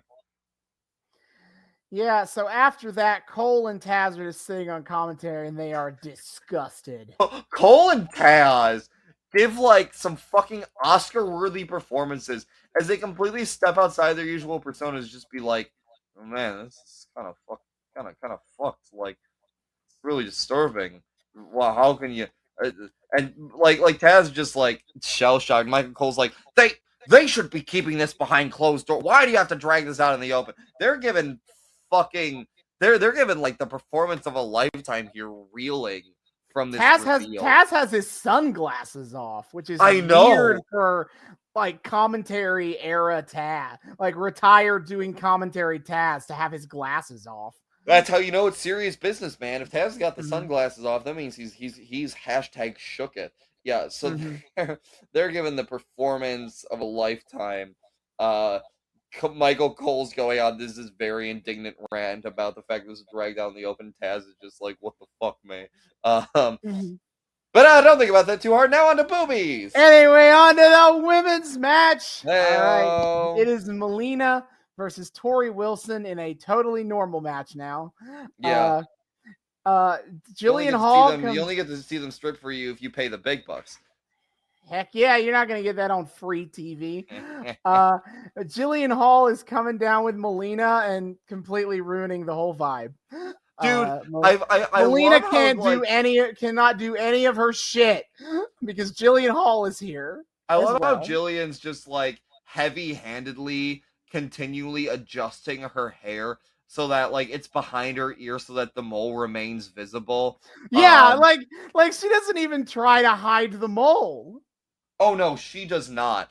Which I have to say, you could pin as just like, you know, the Jillian just being like, oh shit, I gotta keep this mole visible to sell the bit. Shit. I choose this, however. See this as the action of a confident queen who knows she has a mole and is goddamn proud of it. She says, this is what makes me unique. You can either love it or GTFO. I think that's great. I mean, if I were to do a character analysis on fucking Divas era Jillian Hall, like, she doesn't act as if the mole is any big deal that she herself should hide. Like, in continuing the bit to where, like, look at this gross fucking mole that she has on there. She shows no shame about it ever. So she is, in fact, a confident queen who is like, I don't give a you got to accept me as I am. Mole and all, warts and all. I love it. No, I love it, dude. I think that's great. I think she's a confident queen, and I stan her. At one point, as they're talking, the commentary cannot shut up about this thing. Yeah, okay. Well, specifically, Taz can't. Taz is just Taz is taken with this moment. Michael Cole is out here trying to be horny on Maine. Yeah. And Taz won't shut up about the fucking wart. Oh my god, it's so well. This is the thing too, because like Eminem are heels, right? They are, yes. Yeah, so this is the thing. Taz is the one who's kind of like shitting on Eminem's person by continuing to not shut the fuck up about the mole. So he's kind of like acting as like face commentator. And what's really funny too is like, Taz is like getting, you know, really, he just cannot stop fucking fixating on the mole, and Cole's getting annoyed with him. But like, it's so great because like Cole's trying so hard to just act flat out indignant about this shit. But he just can't stop laughing over Taz just endlessly MST3King over this mole. So Cole's trying to keep a serious face on, but the entire time just cackling like a lunatic at like Taz's dumb fucking jabs at the mole. It's pure magic. First thing I wrote about this is Taz going, maybe Jillian can get a face mask, and I wrote, I'm having a premonition of the future. Well, yikes. Anyway, so, and then of course the big Michael Cole line that I definitely had to write in my notes is Taz continues to just ramble about this wart, and he's just like, dude, I think it's alive, it's growing bigger the whole time. And at one point he mentions it must have a ton of pus in there, and Michael Cole just yells, stop with the pus. So you shut up about the pus. Which, the way he pronounces it though kind of sounded like puss, which is even fucking funnier. And then at one point in the match, Cole I don't know why Cole decides this is how he's going to comment about the mole, but at one point he seems to suggest that it looks kind of like a chocolate chip cookie. which speaks to how bad of a job they did of this on this mole. But Oh my also, God, it's why so would you awful. want to think of the mole like that, Cole? Well, I mean, apparently the fucking boogeyman did. Heyo! Taz is like, well, if you think it looks like a cookie, then go lick it, Cole. Yeah. You like chocolate Once again, cookies. I continue to remind the cameraman that it would behoove you to stop showing close-ups of this thing because it shows just how fucking bad this is. I mean, this is the real story of this. We gotta get a close up on the mole. I wrote this is straight up AEW Dark Taz doing commentary talking about the mole. Oh yeah. When Taz is allowed to like just be a goofball, he will not shut the fuck up, and it's great. Yeah. So for the match, I have no notes about it. I don't really remember any of it. It was just really wrestling. I have notes on other things that have nothing to do with the match. There was a great quote from you that I would like to point out to our listeners of Melina's outfit. Okay. Looks like it's trying to appeal to 3 fetishes at once. Yeah, okay. So that I had a real chance to look at Melina's outfit here. I was kind of baffled because it's like she has like these furry go-go boots, and also she's wearing a short blue skirt that feels very schoolgirly, but then also she's wearing this like pink top that you would probably like see a girl at a club wear. And I'm like, pick an aesthetic, please. Nah, man, we have so much, dude. Like we have to like. This is like the free OnlyFans, okay? You got to get as many horny dudes in as you possibly can, so that like eventually they like fork out the money for the premium subscription, or in this case, future pay-per-views where you can see her undressing more in more bra and panties matches. Sure. Absolutely. Whereas I took note of with Tori's outfit, why the fuck does she have the bottom half of a pair of bell bottoms on? Only like the bottom half, like starting below her knee. Yeah, it's like only like the below the knee, like the mid thigh, the mid calf portion of the bell bottoms. Yeah. But all this to say, an extremely dumb match with extremely dumb outfits, and Taz not shutting the fuck up about this mole. Absolutely not. And the match ends when Melina pins Tori and sort of kind of tries to put her feet up on the ropes for the cheating leverage bit, but she doesn't really get it up there right. So great. Glad that happened. Well, glad that worked. And then after the match, Jillian attacks Candace, and they're like, "Oh, does that mean what she means by being a fixer?" Sure. Why not? I don't know. The women's division continues to be a clear highlight of Smackdown, obviously. Oh yeah. Love it. This is what happens when the women's championship is Raw only. This is what they come up with when they're like, these women can't fight for a championship. What reason will they thus have to fight each other? This is what they come up with. Man, is it so hard for like American companies to have good women's wrestling? Is that so hard? There's just a fucking recurring theme on this show of like women's wrestling almost always sucks except for like this very specific time period. And it's goddamn depressing. Yep. Oof. Continues to hurt, but anyway, so backstage, the Mexicools are backstage where like they being stereotypes.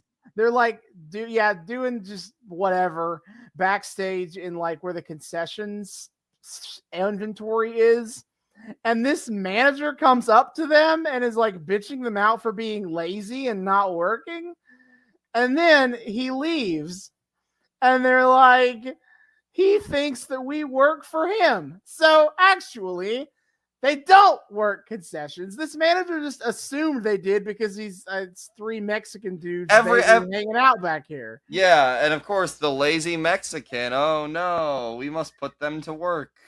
But then they're like, hey, what if we did work concession? Wink, wink, and that plays into what happens next in the next match. So fucking. But what a clear. And then I wrote certainly a SummerSlam ad.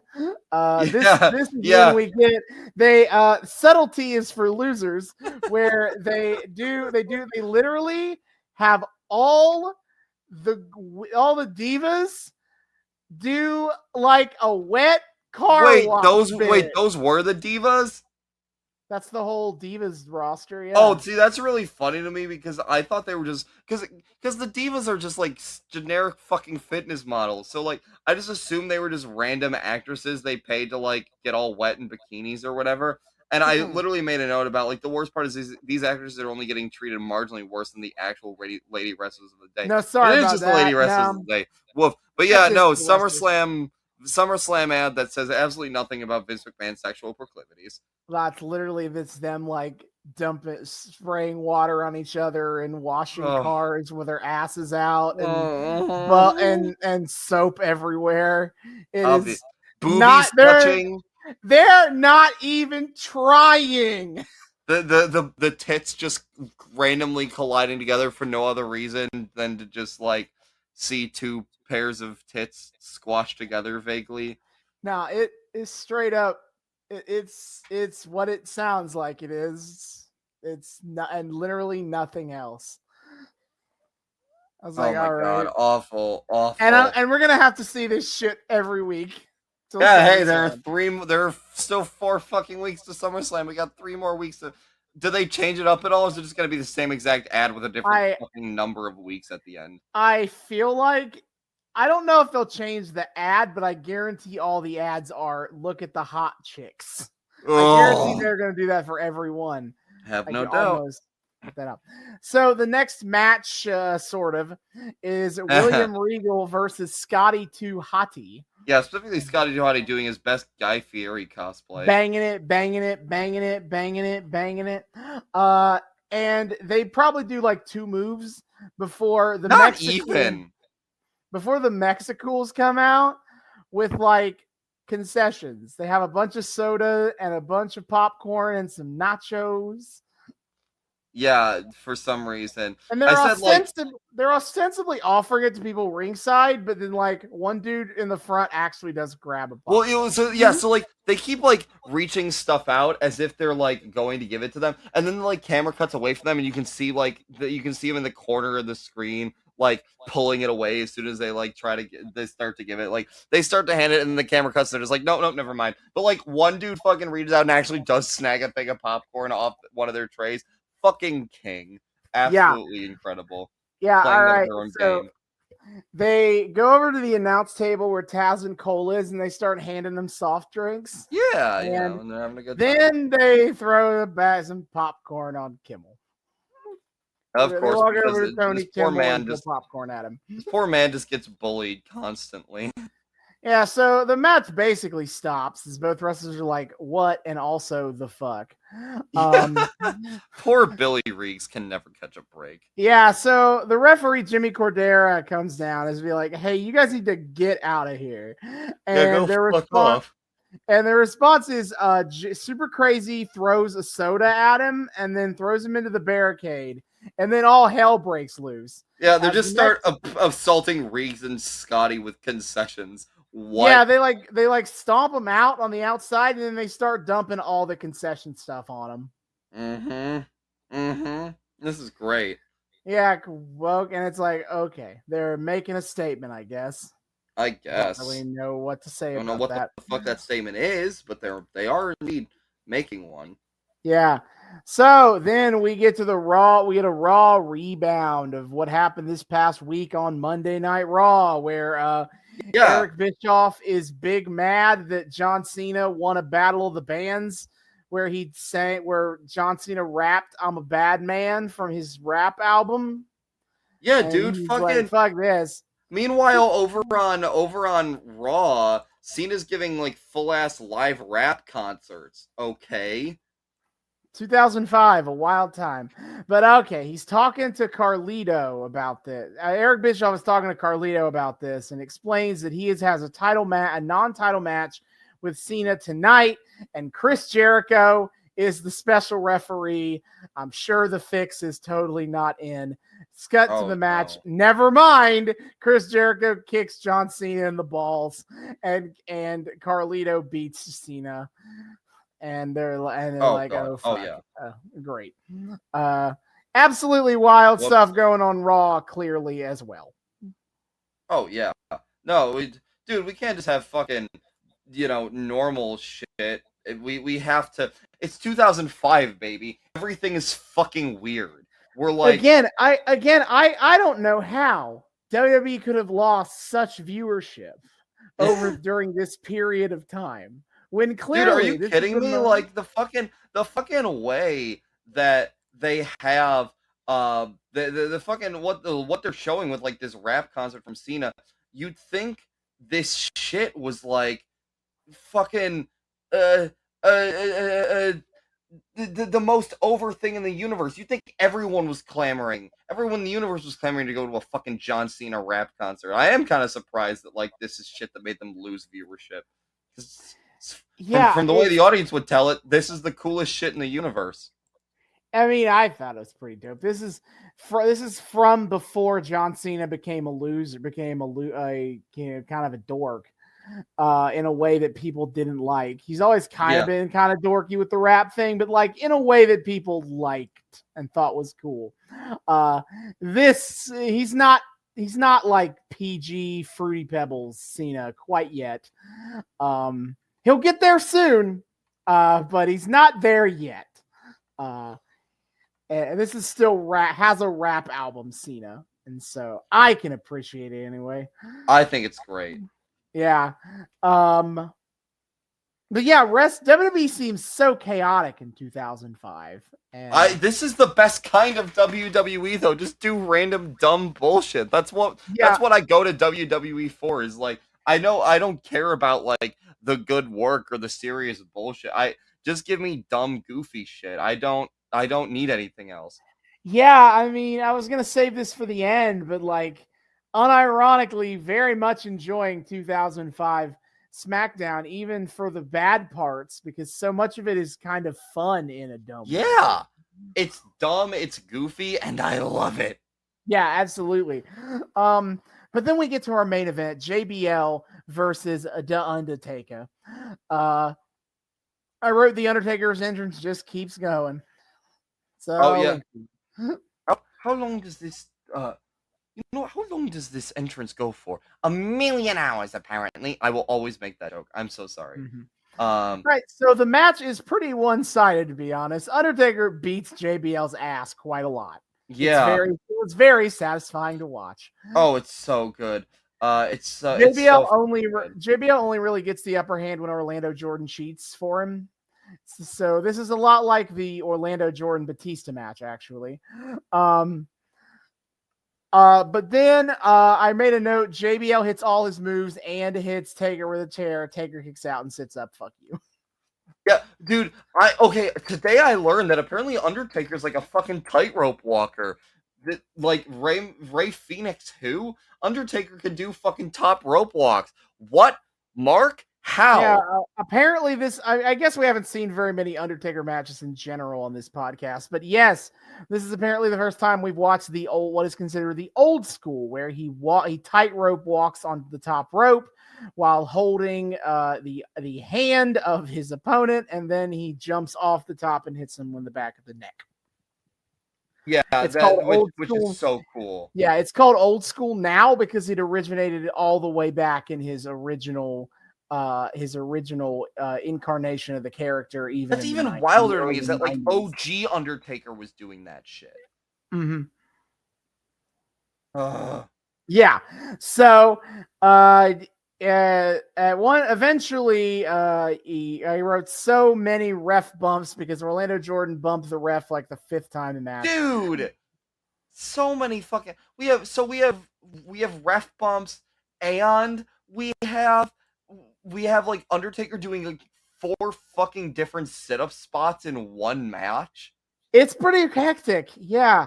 But Undertaker finally hits JBL with the Tombstone Piledriver, the visual pin. I'm like, oh no. Nobody ever wins after they get the visual pinfall. Nobody. Dude, I would arguably put how that. the That's fuck? wrestling rule. That's honestly wrestling rule number 2. Wrestling How do rule you- number 1 is about the table. The second law is that if you get the visual pinfall, you're never actually winning. But you gave Undertaker 4 different setup spots here. Why is he not getting the dub? Why would you do that? But after he hits the tombstone and the ref isn't there to count, he walks over to be like, hey, get in here and count the pin. And then he turns around and RKO out of nowhere. Randy Orton has finally debuted on Smackdown after being drafted over here. And then Randy Orton lays JBL on top of the Undertaker. Orlando Jordan tosses the ref in the ring, and you got Michael Cole being like, "Not this way, not this way." Because he was saying out Undertaker. He was saying the exact same shit over the last near fall too, and so it's just like, guess he just didn't have any other ways to remark over the tragedy of this situation. Kick out Undertaker, but no. 1, 2, 3. JBL wins. Oh. JBL versus Batista will be happening at SummerSlam. You thought you were getting out of having to watch JBL versus Batista on this podcast. Oh no! What? No. See, I put on my big boy wrestling hat, wrestling fan hat, and I was like, man, which booking decision would make more sense? It's definitely JBL versus Batista at SummerSlam. Yeah, so that I kind of figured that was what was gonna happen.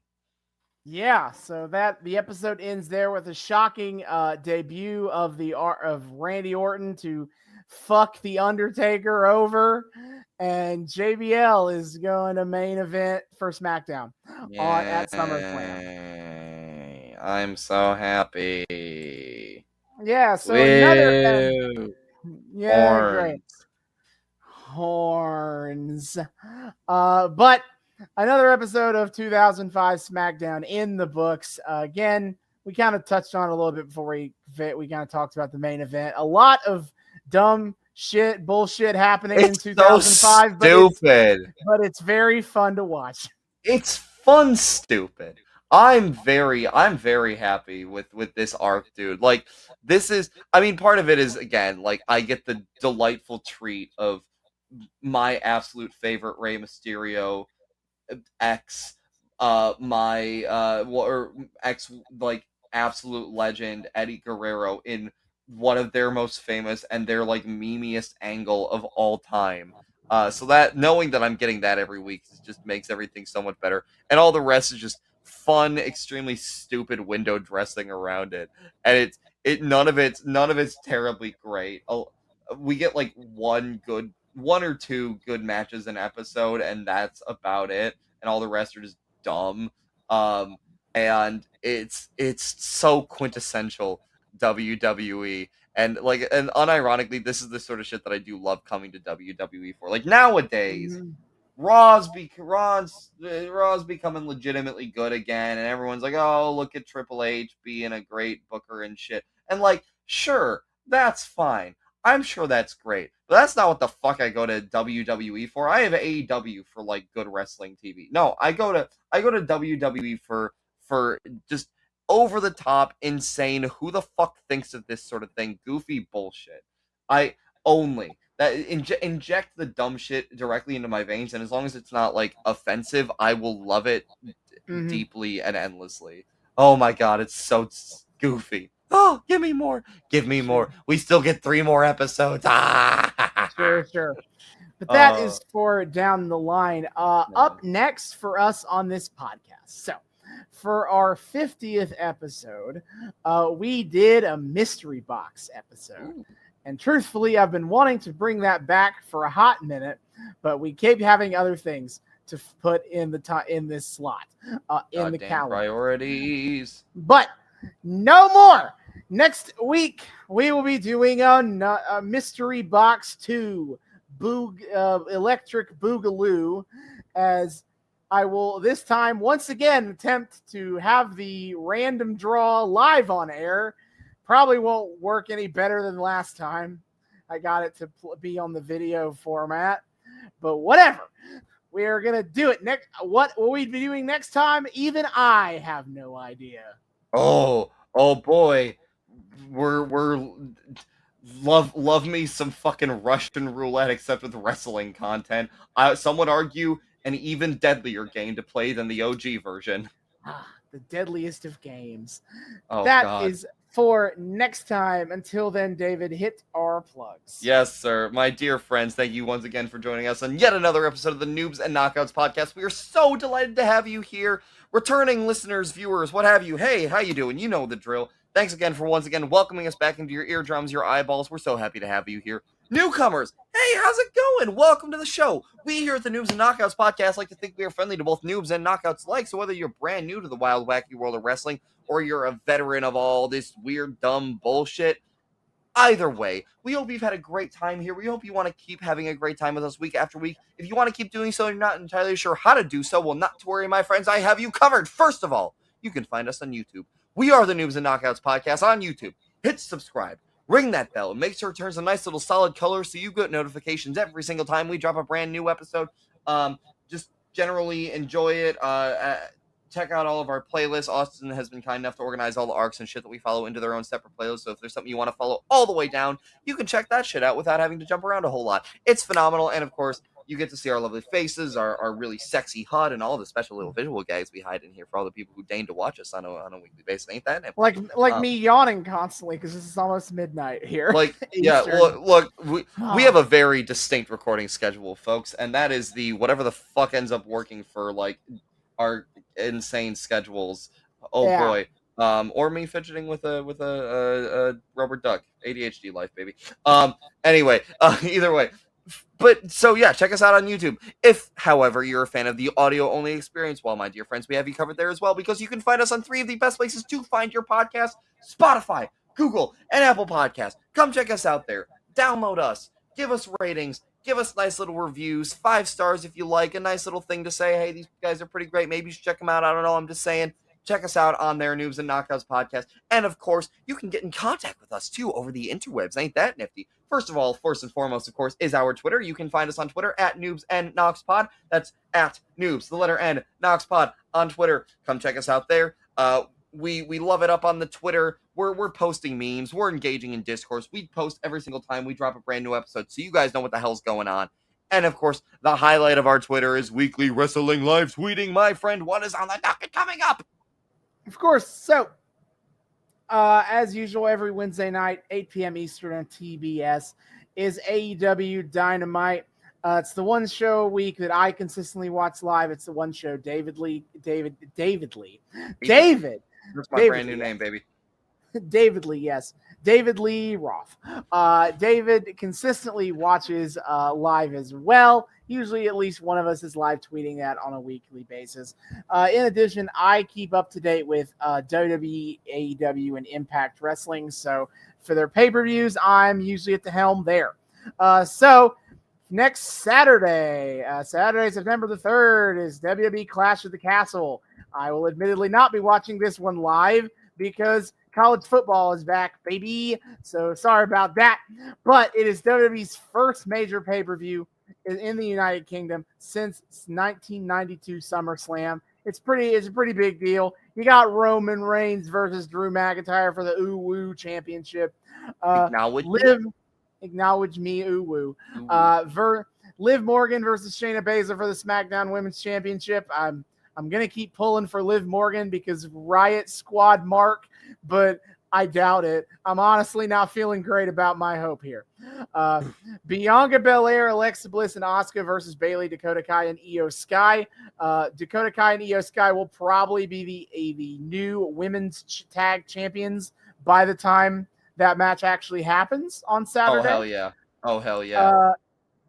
Matt Riddle versus Seth Rollins in a singles match. That should at least that'd be a pretty big banger. And then, for the Intercontinental Championship match, would be Gunther versus Sheamus. That is going to be a hard hitting affair. I can promise you that. Then for AEW on September the 4th, this upcoming Sunday, is AEW All Out. And it's gonna be good shit. what a card we have for you boy. so far. So we have the tournament final for the inaugural AEW World Trios Championship. We have Wardlow and FTR versus Jay Lethal and the Motor City Machine Guns. Yeah, what the fuck? That's insane. Out of nowhere. Okay. The four-way match for the interim AEW Women's Championship. Toni Storm, Britt Baker, Jamie Hayter, and Hikaru Shida. A casino ladder match for a future AEW World title shot. Bryan Danielson versus Chris Jericho for the battle for Daniel Garcia's soul. The tag title match between Swerve in Our Glory and the Acclaimed. Jungle Boy versus Christian Cage and Ricky Starks versus Powerhouse Hobbs. 2 grudge matches. And Jade Cargill versus Athena for the TBS Championship. So that'll be pretty lit. It feels weird that there's not a world title match going on right now, but apparently CM Punk is pretty banged up. So you know what? Probably for the best. They Jesus. Do what they did on Wednesday on pay-per-view. Shit's gonna be wild with that.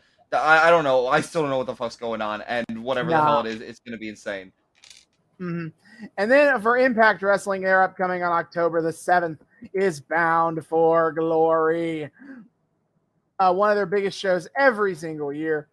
So far, we only got one match. Is Josh Alexander defending the Impact World Championship against Eddie Edwards. That'll be a hell of a match. And of course, as we get closer to the event, more matches should be announced. And so that is all for our Twitter upcoming.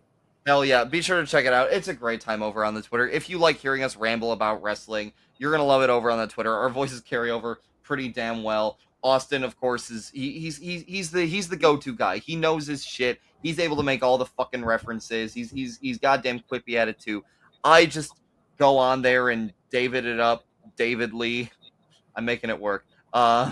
If you enjoy my dumb fuck color commentating every once in a while, I'll pop on there and make some jokes. It's a great time. Check us out over on Twitter at Noobs and Knockouts Pod. But of course, if you want to get in super direct contact with us, hey, we also have an email address. Ain't that super nifty?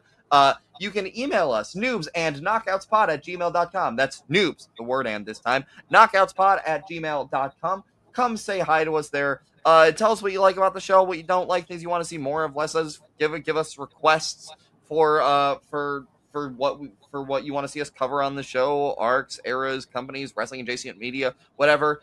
Come tell us that our hot takes are super based or really dumb, whatever. Start Discord with us, meme with us. Just come say hi. We love people saying hi back. Noobs and knockoutspod@gmail.com. And of course, finally, there is our Patreon. We are also the Noobs and Knockouts Podcast on Patreon. $1 a month gives you early access to episodes and a shout out at the end of each episode. Shout out to a friend of the show at the $1 tier, Sugar Daddy Kyle Smith, for supporting us. Enjoy your perks, buddy. If you want to join Kyle with enjoying his perks, come check us out. Donate a nice little dollarino. Noobs and Knockouts Podcast on Patreon, and that's all. Yeah, see y'all next time. Hasta luego.